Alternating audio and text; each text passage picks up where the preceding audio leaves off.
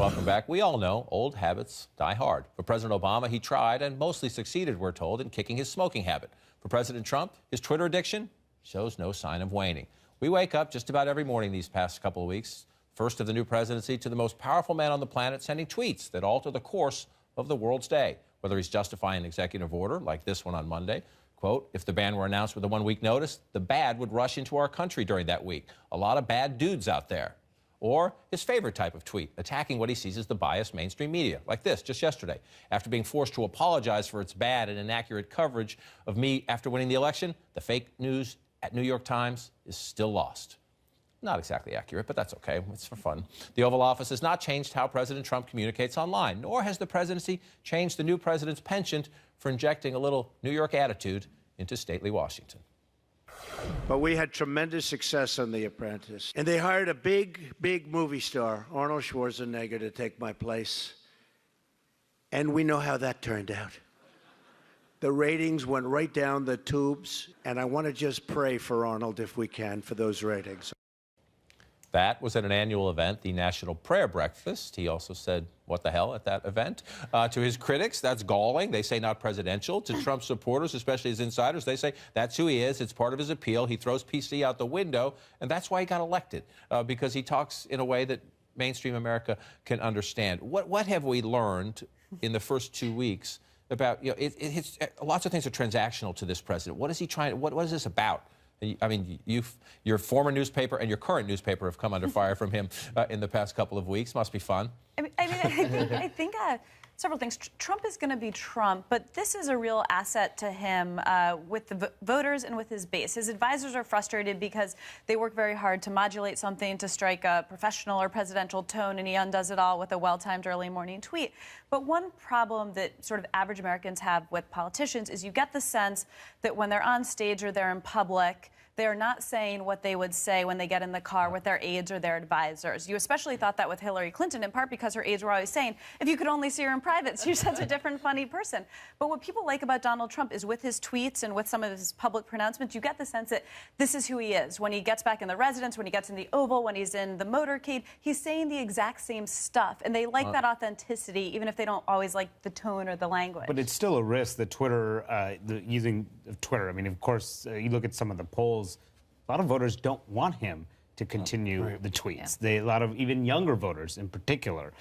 So, he says that he's talking directly to voters, but the things that he's saying... He's talking to his voters. He's talking to his voters. I think this is going to be a conversation throughout the Trump presidency, and you made this point earlier, I think, Julie, that he thinks, and the people around him think, if he can keep his 40-plus, he's okay. Now, can you govern with 40-plus? You can't get Republicans reelected in 2018 with 40% approval ratings. I mean, that could lead to big Democratic gains in the House and the Senate.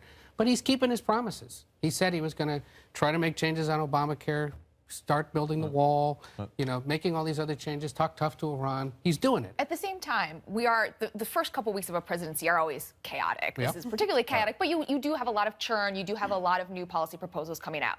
What will be interesting to watch is when Trump has a big legislative push where you are trying to work something complicated through Congress. And there is an art to selling that to the public. You have to be consistent generally. You have to try to stay off of distractions. And you have to try to reach out to people beyond your base.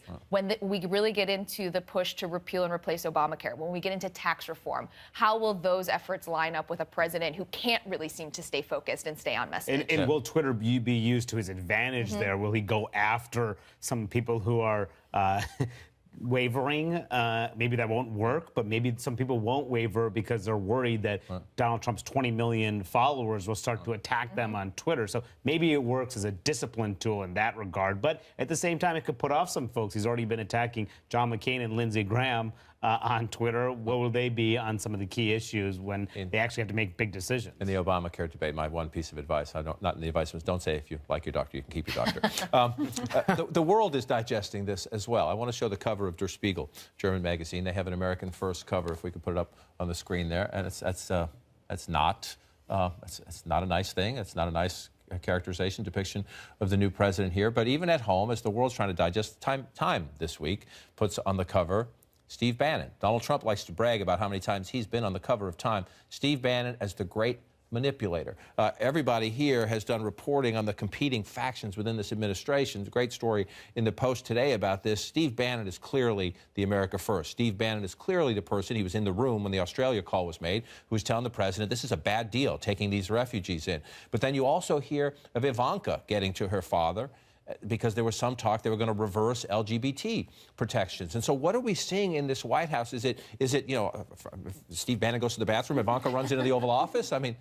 I mean, there's several different ways these factions break down, and the Trump administration really went out to say, nothing to see here, folks, everybody gets along. And even if you accept that at face value, which you shouldn't necessarily do, another interesting way these lines divide are ideological. Donald Trump, you know, was a pragmatist, he was a businessman, and he has stocked his White House accordingly.